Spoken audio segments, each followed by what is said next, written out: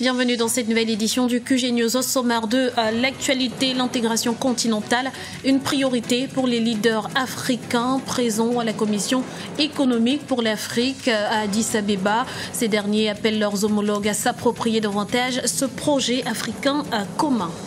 C'est un véritable carnage qui a eu lieu ce 2 avril au Kenya. Au moins 147 personnes ont péri dans l'attaque de l'université de Garissa, revendiquée par les Chebabs somaliens. Un bilan extrêmement lourd, mais toujours provisoire. Et puis, troisième édition du Salon international du livre et des arts de Libreville au Gabon. Près d'une centaine de professionnels venus de 10 pays d'Afrique y exposent leurs œuvres. Venus nombreux à la conférence annuelle à Addis Abeba, les ministres des Finances de l'Union africaine, accompagnés de quelques chefs d'État, ont lancé un appel au financement de la transformation de l'Afrique. Ces derniers ont par ailleurs appelé au renforcement de l'intégration continentale. Le point avec Ekelia Feto. Le financement de la transformation de l'Afrique, la mise en place d'une position africaine commune, l'investissement dans le secteur privé, voilà entre autres les sujets abordés lors de la conférence des ministres de 2015 à Addis Abeba. Venus nombreux à cette rencontre, les leaders africains appellent à s'approprier davantage les objectifs d'intégration continentale. Une Afrique unie requiert une collaboration urgente pour la mise en place de l'intégration régionale et la volonté politique de concrétiser cette dernière. Cette réunion est un bon point de départ si nous l'utilisons sagement pour déterminer où va l'Afrique. Il est important de revoir nos plans pour comprendre pourquoi nous ne sommes pas encore parvenus aux résultats que nous visons. Pour des spécialistes, si cette réunion d'Addis Abeba apparaît comme un grand pas vers l'avant, il est désormais temps que les leaders africains allient l'acte à la parole. Et il est aujourd'hui très important que l'Afrique prenne conscience de cette dimension d'intégration-là, parce que l'intégration, ce n'est pas uniquement l'intégration économique. Nous pouvons éviter les erreurs qui ont été faites au niveau de l'Union européenne, parce qu'aujourd'hui, on court derrière l'intégration sociale ou sociétale, qui n'y est pas. Donc, en Afrique, on a les capacités. La réunion d'Addis Abeba, il suffira maintenant que vous ayez les acteurs qui se décident à prendre des décisions politiques. C'est la volonté politique qui entraîne le reste après. Si vous n'avez pas de volonté politique, même les échanges économiques commerciaux ne peuvent pas fonctionner. Tout simplement. Pourquoi? Parce que vous savez que derrière ces échanges commerciaux-là, il y a des traités politiques et économiques à signer. Outre l'intégration continentale, les ministres des Finances ont également lancé un appel fort aux décideurs pour qu'ils encouragent davantage l'industrialisation afin de réduire la dépendance africaine vis-à-vis des acteurs externes. Une recommandation déjà inscrite dans l'agenda 2063 de l'institution panafricaine. Report du référendum constitutionnel en Tanzanie, initialement prévu pour ce 30 avril. Il a été ajourné à une date ultérieure officiellement en raison des retards accusés dans le processus d'enregistrement des électeurs.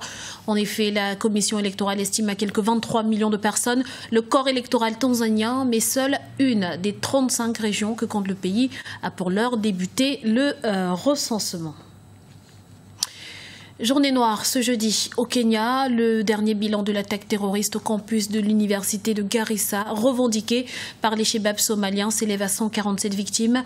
Il s'agit là du pire attentat commis sur le sol kényan depuis l'attaque contre l'ambassade américaine de Nairobi en 1998. Un sujet de la rédaction. Nouvelle attaque terroriste au Kenya. Des hommes armés ont attaqué ce jeudi 2 avril le campus de l'université de Garissa, situé à l'est du Kenya et à environ 150 km de la frontière somalienne. Un attentat revendiqué par les Chebabs somaliens. Le bilan est lourd. Il s'élève selon les autorités kenyanes à 147 victimes, dont un policier, un militaire et 2 des gardiens du campus.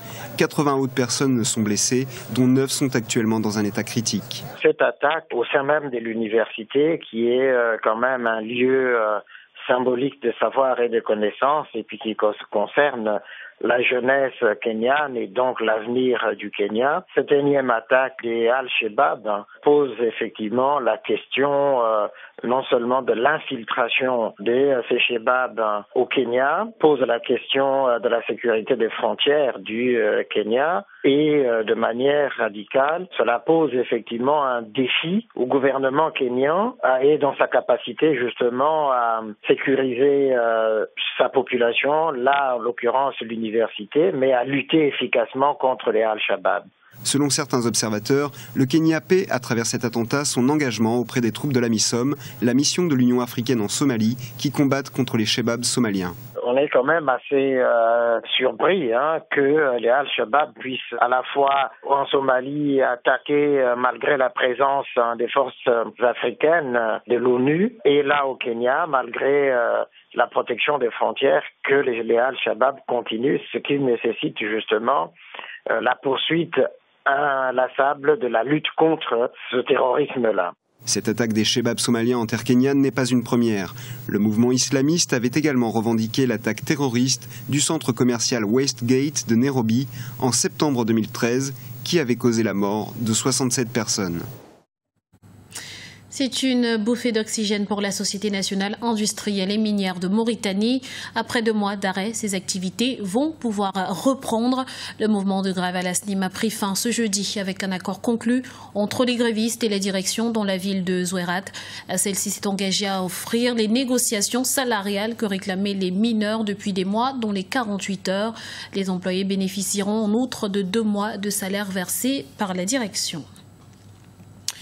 La bourse de Lagos salue la transition démocratique. Au Nigeria, l'élection pacifique de Muhammadu Buhari a fait souffler un vent d'optimisme à la bourse de Lagos qui a bondi de 8,3% ce mercredi 1er avril. Le point avec Ibrahim Ndiaye.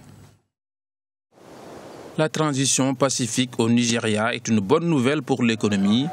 Plusieurs secteurs de l'économie du pays ont bien accueilli l'information. À la mi-journée, la bourse de Lagos avait bondi ce mercredi 1er avril de 7,7% pour clôturer à 8,3%, son plus haut niveau depuis le début de l'année et le meilleur résultat enregistré depuis septembre 2010. L'économie du Nigeria a beaucoup souffert ces derniers mois en raison notamment de l'accroissement du risque politique, de la baisse des cours du pétrole et de la persistance des attaques de Boko Haram.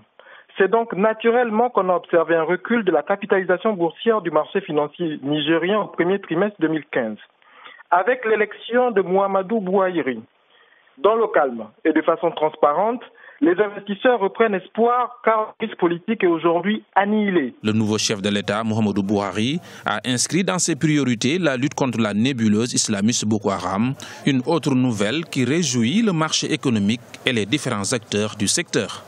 Par ailleurs, le fait que le nouveau président ait inscrit la lutte contre Boko Haram et la relance économique au rang de priorité explique également l'enthousiasme avec lequel la bourse de Lagos accueille le changement de politique intervenu au niveau du Nigeria. Rappelons que la bourse de Lagos a dévissé de 13,2% durant les premiers mois de l'année 2015, en raison notamment de la chute des prix du pétrole, mais également et surtout de l'insécurité qui règne dans le nord du pays.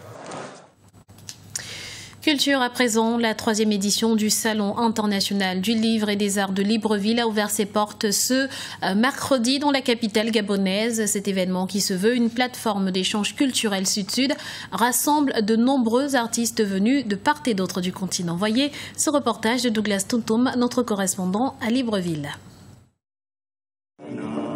La 3e édition du Salon international du livre et des arts de Libreville s'est ouverte mercredi 1er avril dans la capitale gabonaise. Ce salon se veut être une plateforme d'échange culturel sud-sud tout en assurant la visibilité du savoir-faire des écrivains, éditeurs, artisans et autres artistes. L'écrivain nigérien Chinua Achebe, décédé en 1993, est à l'honneur de cette 3e édition du CILAL. Une façon pour les organisateurs d'assurer la sauvegarde et la diffusion du patrimoine culturel africain à l'échelle mondiale. Ce salon offre la possibilité, une fois encore, de magnifier la création culturelle et artistique, la création littéraire nationale et d'adresser nos sincères encouragements à l'ensemble des acteurs et professionnels de ces secteurs. Les amoureux des lettres, des arts et du livre ont 4 jours pour vendre et mieux se faire connaître.